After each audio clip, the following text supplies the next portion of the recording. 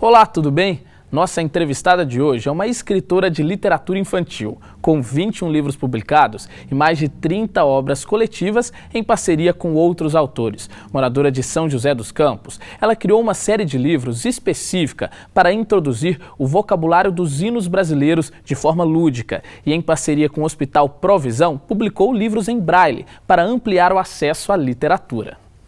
Na entrevista, ela fala sobre a disputa do livro com as novas tecnologias de comunicação pela atenção das crianças. A autora explica ainda como é o seu processo criativo e como começou a contar histórias depois de trabalhar muitos anos como assistente social. Bom, isso também é uma história.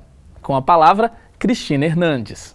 Eu pedi para o meu marido uma máquina de costura, porque como meu pai era alfaiate, eu aprendi a costurar. E nós fomos comprar uma máquina de costura, saímos com esse objetivo. Chegando lá, ele me comprou uma máquina de datilografia. Falei, caramba, o que eu vou fazer com uma máquina de... Nem sabia direito datilografar. Falei, o que eu vou fazer com esse negócio aqui se eu queria uma máquina de costura? Aí, chegando em casa, falei, bom, então eu vou ter que usar, né? Porque vou jogar fora? E aí eu sentei um dia lá e comecei a escrever. E saiu o Minguinho. E como o Minguinho, os personagens são os dedos da mão, né? Minguinho, seu vizinho, pai de todos e tal. Então eu fiz uma história, que é uma parlenda, né, do folclore brasileiro. Eu escrevi e surgiu o Minguinho. Aí eu achei interessante, mostrei para um editor que estava vindo para São José na época. E ele gostou da história e eu comecei. Aí a partir daí, eu comecei a ter ideias de outras histórias, né?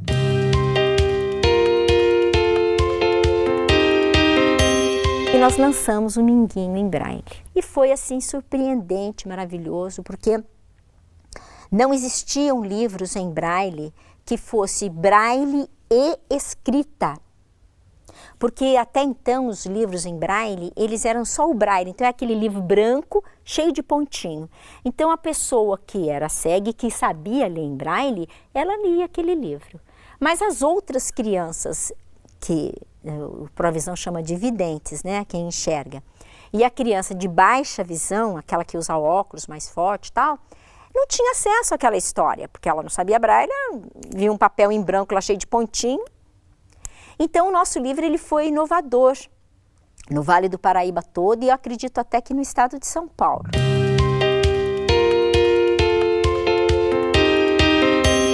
Então se eu vou escrever um tema e eu não sei, ou eu tenho dúvida, como eu estou enveredando por uns temas mais complexos, mais complicados, para fazer na linguagem infantil. Então eu sou obrigada a fazer uma investigação, de perguntar para pessoas entendidas no assunto, da área da biologia, da área, né, de áreas que eu não faço a menor ideia de como... Claro, a gente tem uma noção muito superficial de tudo, né? E aí eu tenho que correr atrás das informações. E é uma pesquisa, porque primeiro eu entrei na internet para ver os conceitos, para ver se era isso mesmo, para pensar na história, para o tema não ficar, as palavras não ficarem muito difíceis para a criança, apesar de que nos meus livros eu mantenho as palavras difíceis, que não é muito, que muitas pessoas não gostam muito, mas eu penso que a criança, mesmo aquela que ainda não lê corretamente, né, de 6, 7 aninhos, se ela encontra uma palavra desconhecida no texto, eu penso que ela tem que ir atrás procurar. Ah, mas ela vai ter que pedir para a mãe, para o professor. Então a mãe e o professor têm que incentivá-la a ir pesquisar.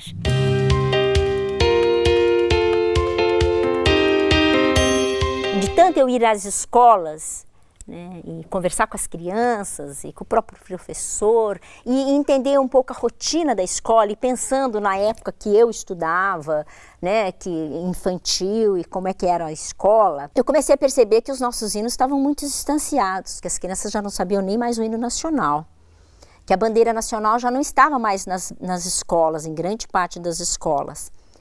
E que nos prédios públicos que antigamente tinha a bandeira hasteada, elas não estão mais lá. E aí eu falei, puxa, vamos pensar em alguma coisa, até que trocando ideia com uma professora da Prefeitura de São Paulo, de um departamento lá da coordenação, ela falou para mim, Cristina, nós aqui fizemos um trabalho de explicar os hinos nacionais, o hino nacional, o hino da bandeira, da independência, da república. O que você acha de você fazer história infantil com os hinos? Eu falei, nossa, genial a ideia. E aí eu fiz, né? Então tem toda a explicação do porquê daquelas palavras. Então a história, ela mostra todas aquelas palavras complicadas do hino e mostra o sentido do hino, né? Mas como é uma história infantil, ela é mais tênue, né, nessa explicação, até para não ficar um livro cansativo, né? Então eu acho que restituir essa questão da cidadania enquanto brasileiro e tomar posse daquilo que é nosso é fundamental para que até no futuro você possa proteger o nosso território e as nossas tradições.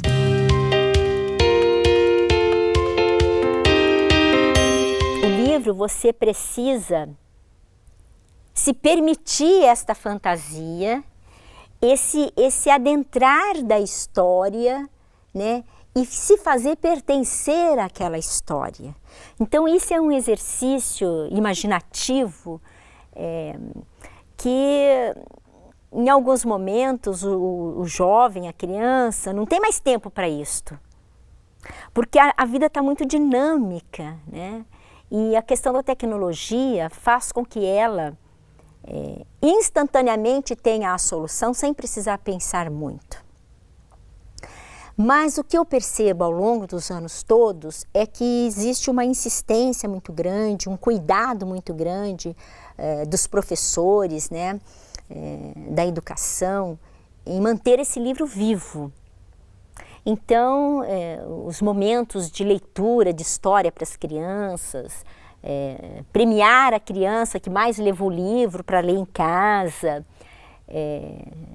e ter aquela questão assim, agora ninguém mexe no seu tablet, no seu celular, vamos fazer isto. Então, esses momentos, eles acontecem até hoje. Penso que eles estão sendo intensificados até para que não haja esse maior distanciamento, né, da questão do livro. Cristina vê no trabalho como escritora uma oportunidade de propiciar encontros dos pequenos leitores com as obras, com a imaginação, com outras crianças e também com os familiares. Por isso, ela atua em projetos de leitura em espaços públicos. Então, Leitura no Bosque, esse projeto foi assim, eu estive em São Paulo fazendo o lançamento de um livro no Bosque da Leitura. E aí, chegando lá, nós achamos a ideia tão fantástica que nós pedimos, né, para a coordenação se nós podíamos trazer para São José dos Campos a ideia. E aí a coordenadora mandou para a gente toda a documentação e falou, pode fazer em São José, né, vai ser bem legal, tá?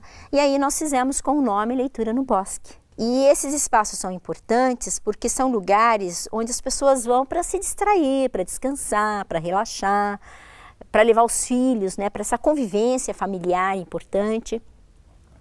Então esse espaço de leitura, ele facilitou até essa aproximação de pais e filhos, né, de crianças com outras crianças, porque é um espaço muito lúdico, onde você também senta no chão, no puff, no tapete, né? Então propicia essa coisa do meio que aqui eu posso ficar à vontade.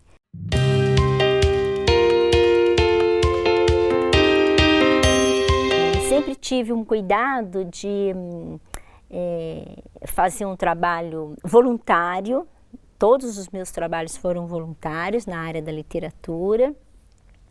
Os meus livros, eles foram editados com patrocínio e eles foram doados para as bibliotecas e escolas, e eu fazia tarde de autógrafos, né? Na Biblioteca Municipal eu fiz bastante.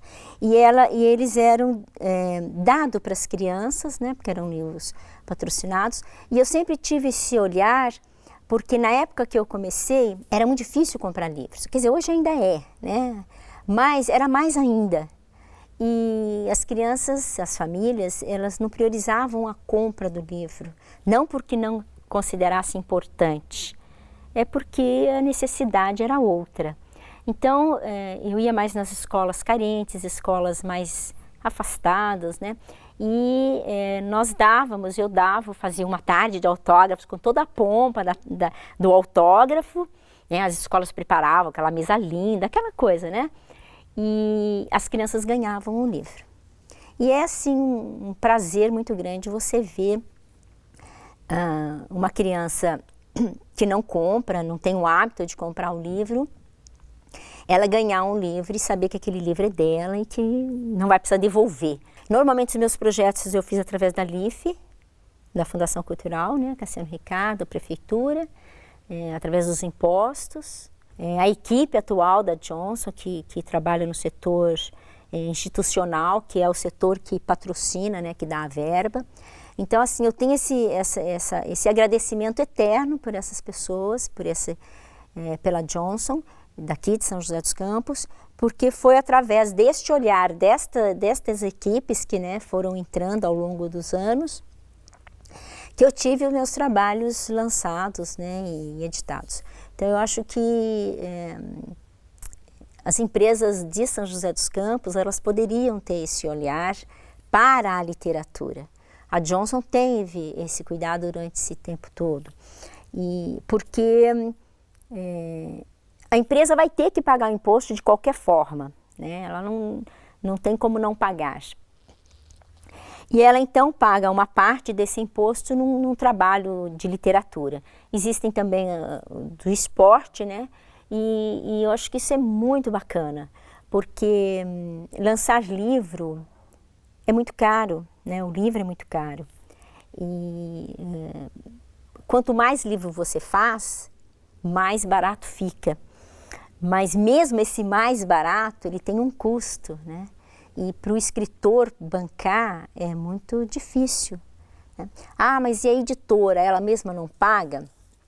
Ela paga, a própria editora, se ela gostou do trabalho, se ela viu que é uma história interessante, ela paga, mas tem todo um processo mais longo, né, que às vezes o escritor não tá querendo esperar aquele processo de avaliação do seu texto, né, quando você manda para uma editora. Então, o patrocínio, ele propicia, né, que novos escritores possam surgir e novos trabalhos interessantes possam estar acontecendo, né? E o programa Com a Palavra fica por aqui. Veja outras entrevistas no nosso canal do YouTube. Obrigado pela companhia e até o próximo encontro.